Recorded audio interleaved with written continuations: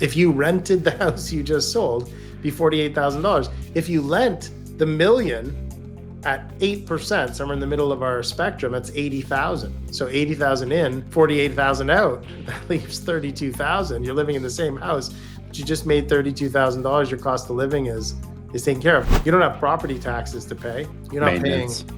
paying maintenance. You're not, if you can find the right house at the, right landlord, you kind of flip the script on its back. You're still investing in real estate. You're just playing bank instead of landlord. They'll tell you, I would never throw money away renting, but they throw money away on interest to their mortgage or throw money away to property taxes, maintenance. If owning a house is your dream, it was mine. And then I quickly realized that I do not want to own a house.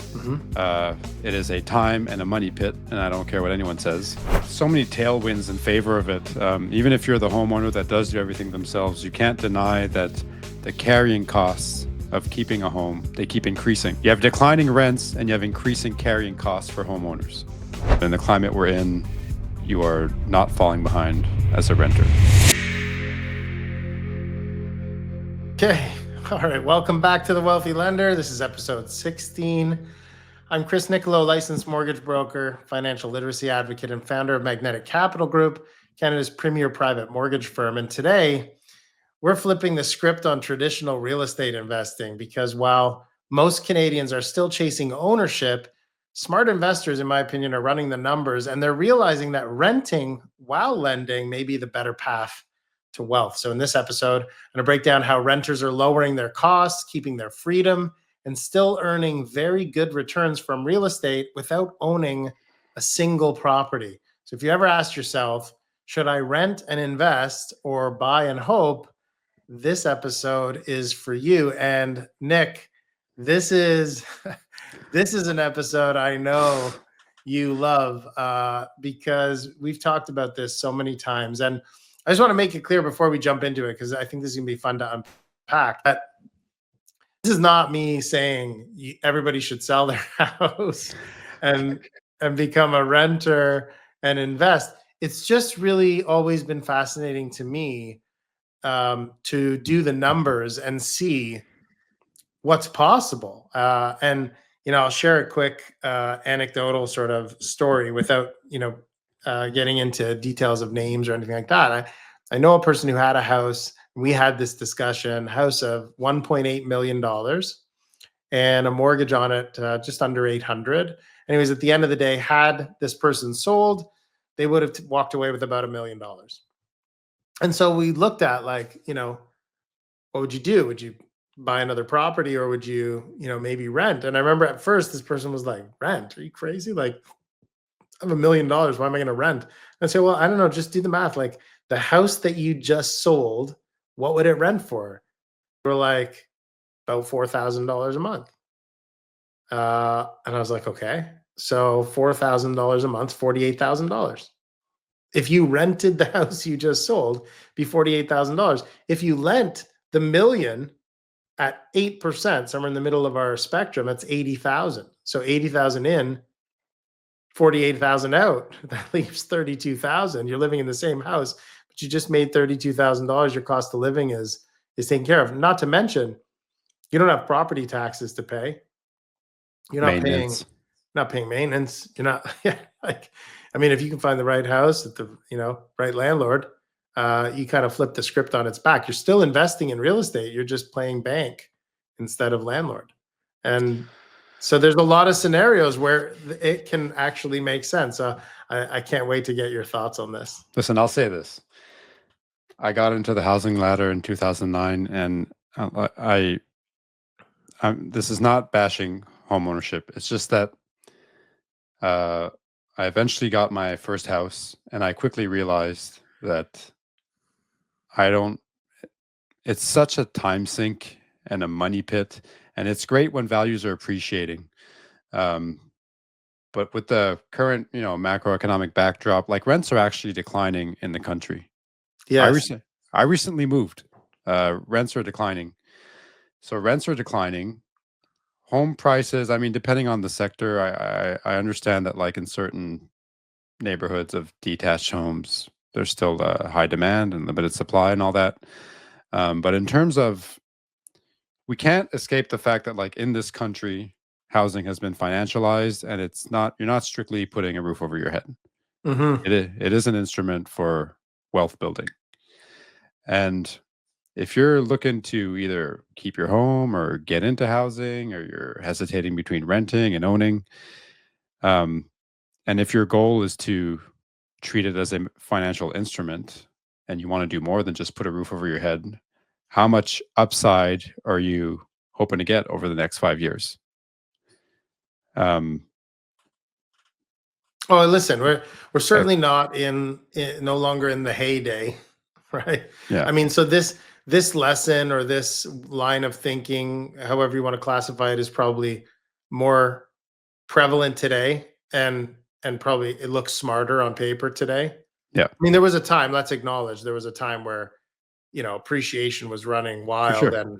and me coming and making this argument that, hey, if you rent and then and then lend, yeah, you're going to do great. I mean, appreciation was outpacing what we could do. But just think about this, like how hard it is to make 8% net on appreciation. It's still hard. Like it has to be a really good market Yeah, every net. year. And if After you you, do, after, yeah, yeah, go go ahead. ahead. Okay. If you I do was the gonna say work, after. I think you were just gonna say the same thing as me. Go ahead. yeah, yeah. I was going to say, like, net is such a, it means different things to different people because, if you're literally hands off and you're just contractors all day, and whenever something comes up, you don't touch it and you trim your hedges and the gardening and the landscaping. But if you're kind of really hands on and you kind of do it yourselfer, you've got Yeah, you've got to add that line item of what's your time worth, how that's much right. how much time are you spending on upkeep and maintenance and this and that, and factor that in when you're calculating your net. If you're gonna do apples to apples, yes, you do. So now, granted,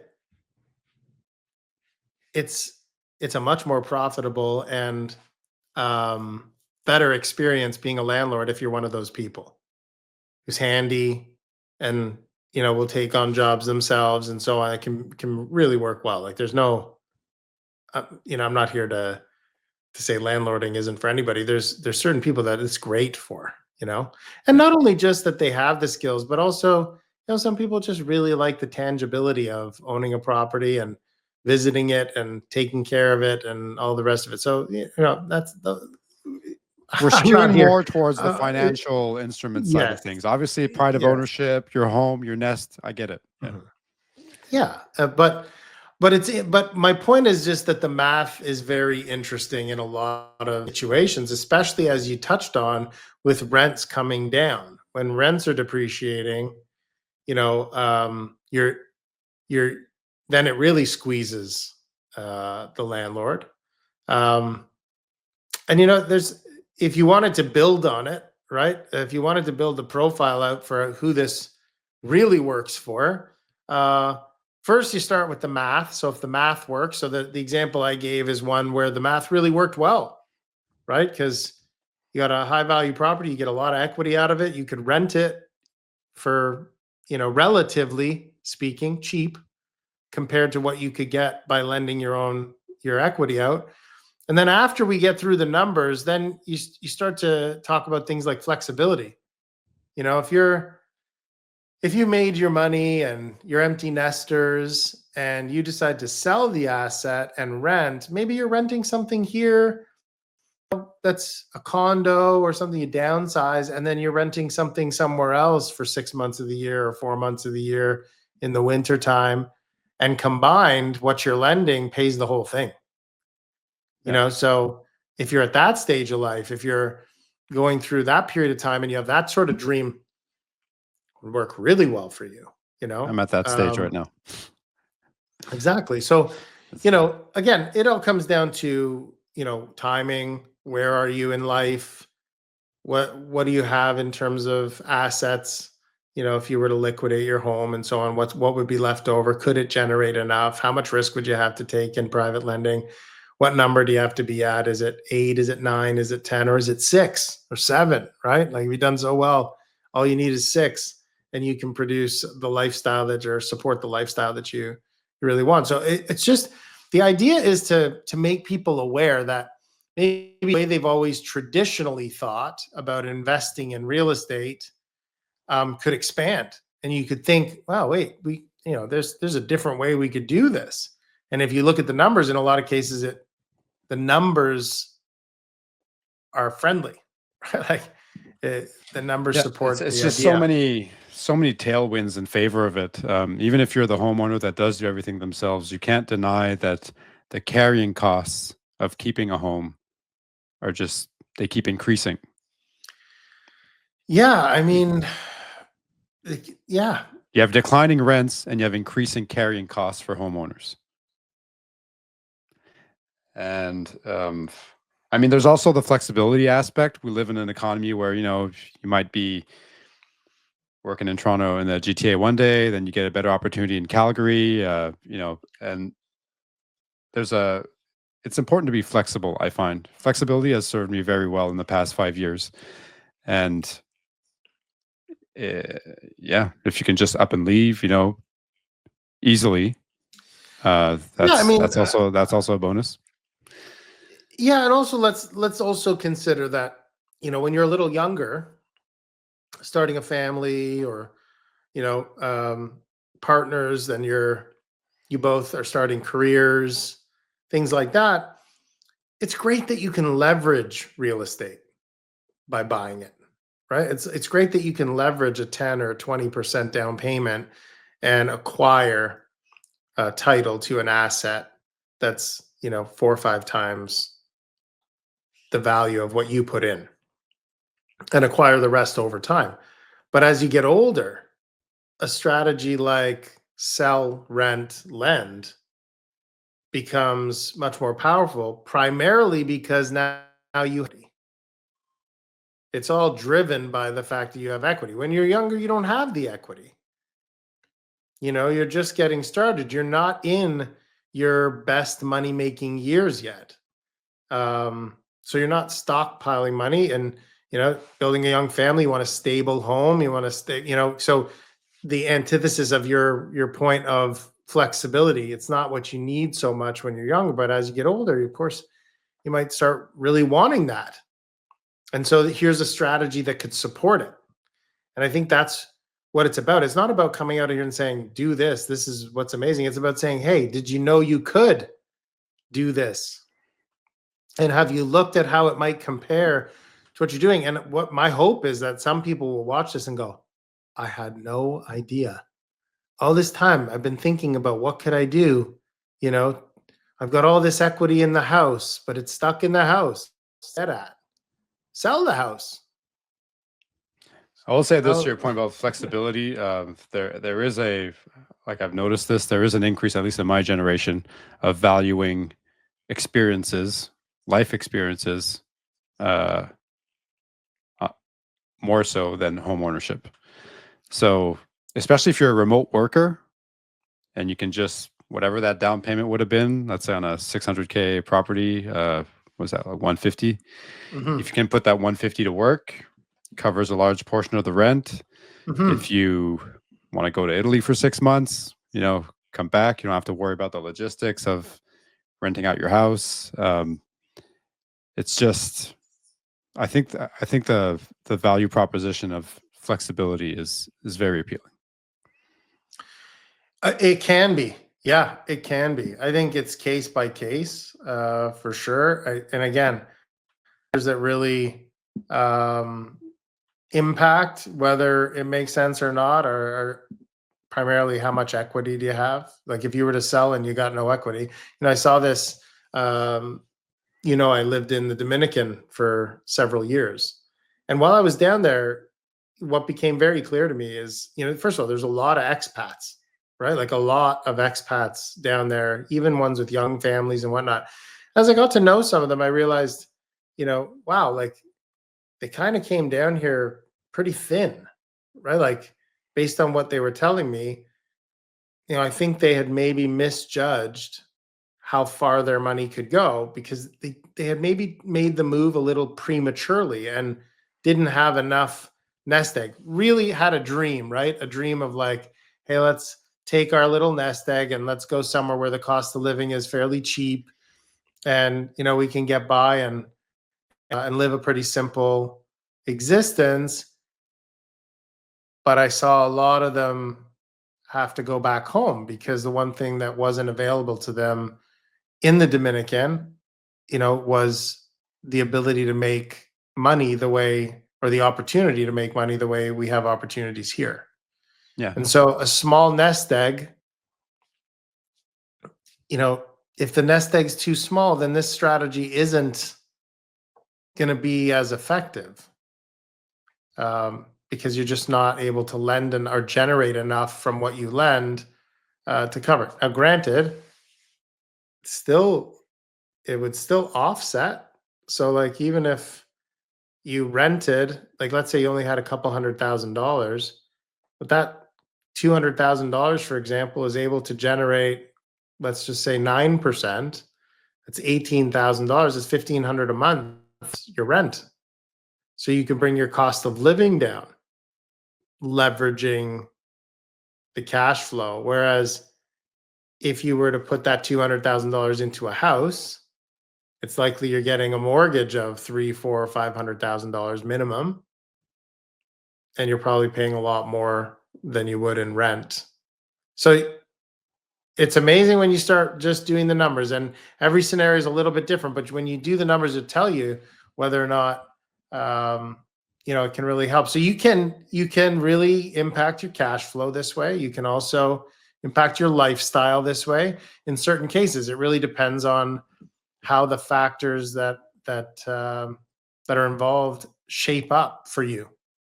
Yeah. How much, And the reason that this episode will be titled "How Renters Are Monetizing Homeowners," because the renter is lending to the homeowner. So outside of the interest yield component, there's also the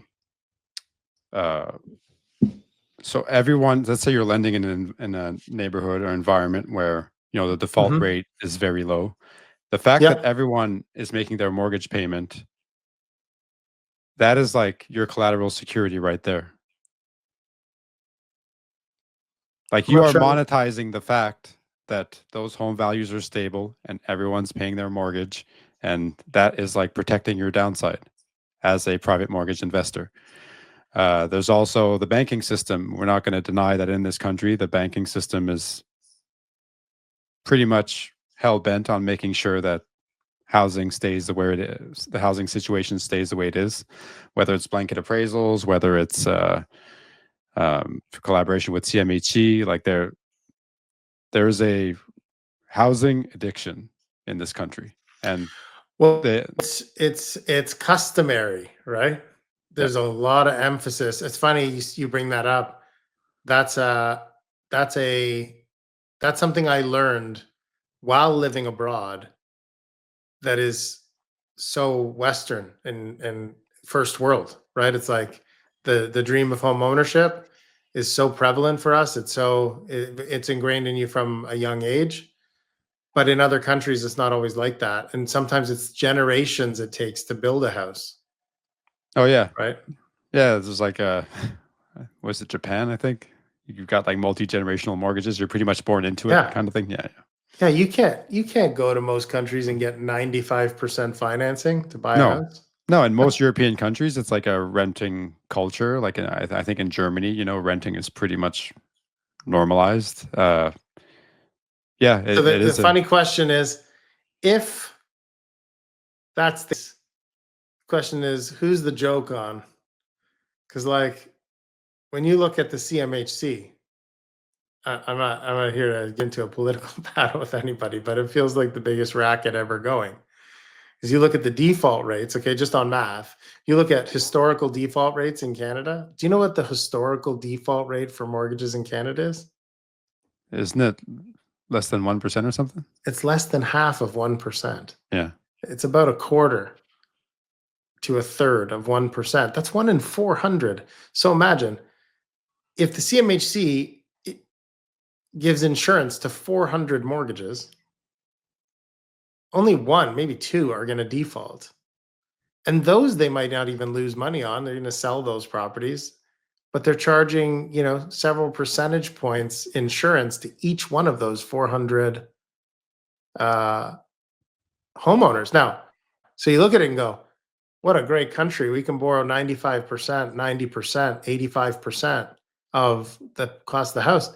Behind the scenes, the government, CMHC is a government entity. It's a crown company. So they're making off. It's a huge moneymaker. Yep. It's and I get it. It's like essentially, if things do go wrong, the taxpayer's on the hook. So it's kind of like it's economics, baby. Yeah. Follow the money, So, I mean, listen, we're afforded opportunity, which is great because the system is set up to support it. But there's a cost, big cost for it. So, yeah, it's a very interesting topic, like this idea. I guess the bottom line here is this: run the numbers. Listen, there are some people that are attached to owning the home. Like they'll tell you, I would never throw money away renting. Yeah. but they throw money away on interest to their mortgage, or throw money away to property taxes, or you know what I mean? So contractors. the idea that I'm throwing money away by renting, I don't think is a fair assessment. I think there's a lot of happy people renting, and maybe doing better cash flow wise, right? Being able to, like you said, have more experience, more expendable cash. And in a situation where you have bought a house, you have, it has appreciated, and you've got this sort of windfall of equity.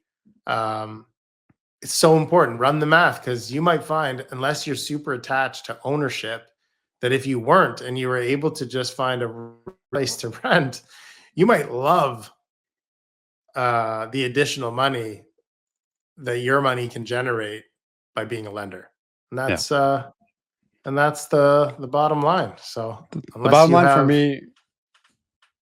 bottom line for me is, if owning a house is your dream, no shade, like your dream's your dream, right? It's your dream. That's right. It was mine, and then I quickly realized that I do not want to own a house. Mm-hmm. It is a time and a money pit, and I don't care what anyone says.